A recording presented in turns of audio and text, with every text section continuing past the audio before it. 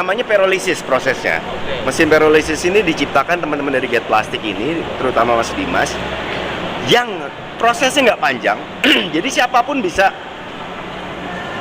melakukan operasional dari mesin ini. Yang penting plastiknya nggak perlu panjang-panjang, nggak perlu harus dibersihin dan segala macam, tapi kering, nggak boleh ada air, karena pada saat proses pyrolysis kalau ada air nanti kandungannya jadi terpecah lagi.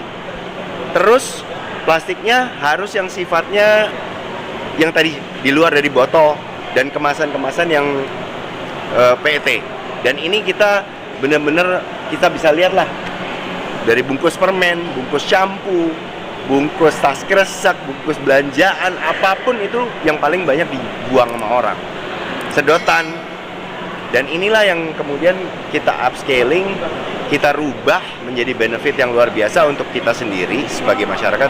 Orang biasanya mau melakukan tindakan